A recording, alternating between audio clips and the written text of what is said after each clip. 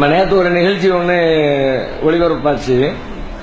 அதில் சீமான், நாம் தமிழர் கட்சி தலைவர் சீமான் பேசும்பொழுது கேள்விக்கு என்ன பதில் நிகழ்ச்சி மாதிரி அவர்கிட்ட கேள்வி பதில் ஓடிக்கிட்டே இருக்குது. அப்போ உங்க அமைப்புல முஸ்லீம்கள் இருக்கிறாங்களா, அவங்க எல்லாம் தமிழை ஏத்துக்கிட்டாங்களா, எல்லாருமே தமிழ்ல தான் பேர் வைக்கிறாங்களா, நீங்க தமிழ் தமிழ்னு பேசிட்டு இருக்கிறீங்களே, நம்ம முஸ்லீம்கள்லாம் உருதுல தானே பேர் வைக்கிறாங்க, பெரும்பாலும் உருதுல வைக்கிறது இல்ல, நம்ம அரபியில வைக்கிறோம். கேள்வி கேட்கிற கும்பிட்டுக்கு அது தெரியல, அது செய்தி, அது வேற, அது பிரச்சனை இல்லை. சில பேர் தான் உருதுல வைப்போம், பெரும்பாலும் அரபியில தான் நம்ம வைப்போம். அப்போ அரபியில தானே உருதுல தானே வைக்கிறாங்க, அதை பத்தி என்னன்னு சொல்லி கேள்வி கேட்கும் போது அவர் அதுக்கு ஒரு ஆன்சர் பண்றாரு. என்ன பண்றாருன்னா, இல்லையே இப்போ பரவலா வச்சுக்கிட்டு இருக்கிறாங்களே, அப்படி உதாரணங்கள் சில சொல்றாரு. இவர் தமிழ்ல வச்சிருக்காரு, அவர் தமிழ்ல வச்சிருக்கிறாரு அப்படின்னு ஒரு 2-3 உதாரணம்லாம் சொல்றாரு. அதுக்கு பிறகு இல்லங்க, அது கொஞ்சம் கொஞ்சமா மாறும், வைப்பாங்க, எல்லாரும் தமிழ் பேருக்கு மாறுவாங்க, எல்லா முஸ்லீம்களும் கொஞ்சம் கொஞ்சமா அதை மாத்தி எல்லாம் தமிழுக்கு வந்துருவாங்கன்ற மாதிரி ஒரு பதில் அவர் சொன்னார். இது பேஸ்புக், வாட்ஸ்அப்ல எல்லாம் கேள்விகளா கூட ஓடிக்கிட்டு இருக்கு.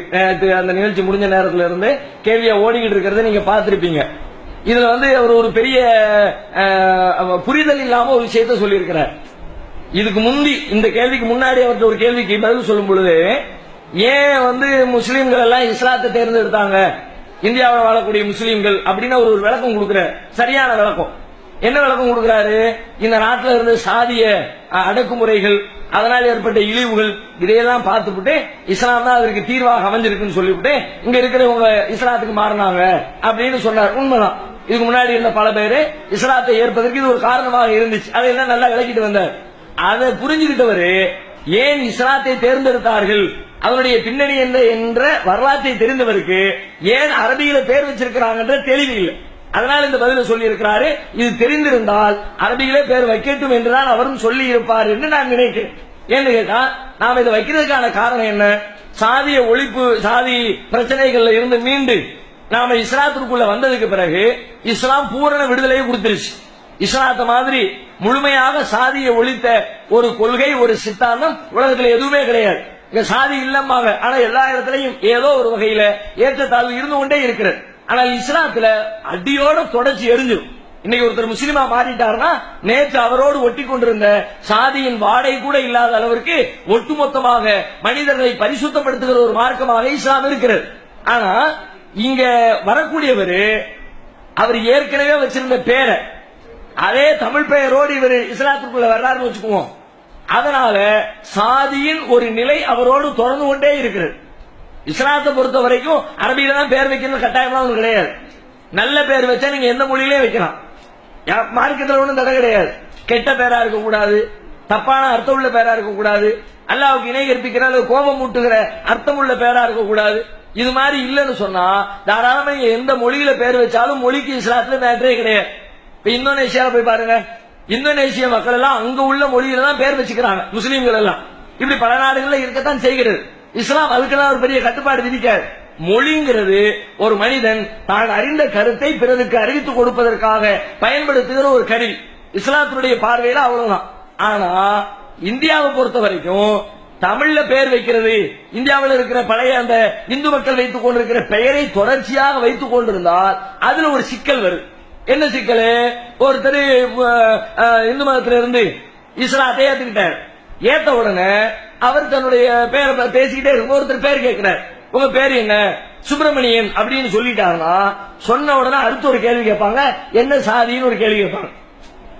அவர் அந்த பேரை சொன்னார்னா என்ன சாதி, கோபாலகிருஷ்ணன் என்ன சாதி ஒரு கேள்வி வரும். அப்போ அந்த சாதியினுடைய பேச்சு தொடர்ந்துகிட்டே இருக்கும். திரும்ப திரும்ப திரும்ப அவங்க நினைவுபடுத்திக்கிட்டே இருப்பாங்க.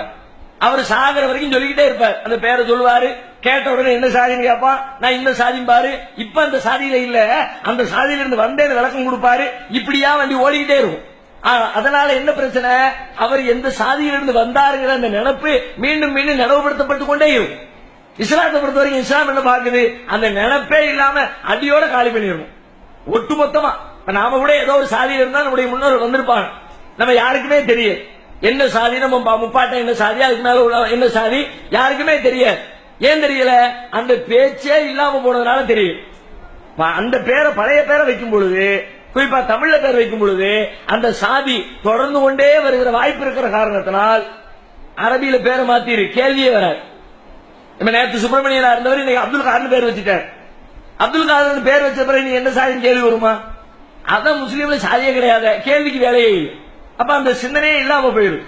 இதுக்காகத்தான் நாம அரபியில பேர் வைக்கிறோமே தவிர வேற வேற காரணங்கள் இல்லை.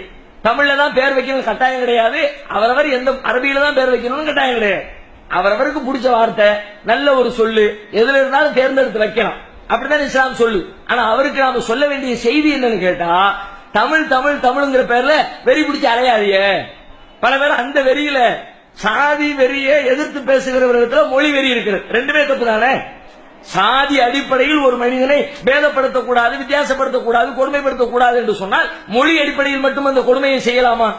அந்த அடிப்படையில் மட்டும் ஏற்றத்தாழ்வ கற்பிக்கலாமா? மொழியினால் இந்த உலகத்தில் ஏற்பட்டிருக்கிற சண்டைகள் சச்சரவுகள் எத்தனை. பாம்பேல எடுத்துக்கோங்க, அவர் சிவசேனா தலைவர் பால் தாக்கரே அடிச்சு மராட்டியரை தவிர வேற எவனும் இருக்க கூட அடிச்சு வரனாரா இல்லையா? எத்தனை ஆயிரம் மக்கள் பாதிக்கப்பட்டார்கள். பீகாரிகளை அப்படியே ரோட்ல பெரிய பெரிய வாகனங்களை ஏற்றி கொலை பண்ணினாரு. இரவோடு இரவாக ஆயிரக்கணக்கான தமிழர்கள் மும்பையை காலி பண்ணிக்கிட்டு சொத்து பத்துக்களை எல்லாம் போட்டுக்கிட்டு ஒரே நைட்டோட நைட்டா ஓடி வந்தார்கள். அதுக்கெல்லாம் என்ன காரணம்? மராட்டியர்களுக்கு அப்படின்னு மொழி வெறியை தூண்டி விட்டாரு. அதனால் ஏற்பட்ட பிரச்சனை. கேரளாவுக்கும் தமிழ்நாட்டுக்கும் பஞ்சாயத்து. என்ன பஞ்சாயத்து? முல்லை பெரியார் தண்ணியுடைய அளவை உயர்த்துறதா வேண்டாமா? எத்தனை வருஷமா? என்ன காரணம்? ஒரே காரணம், மொழிதான் பிரச்சனை. நான் மலையாளி, அவன் தமிழன், என் ஊரு தண்ணி அவன் ஊருக்கு போறதா?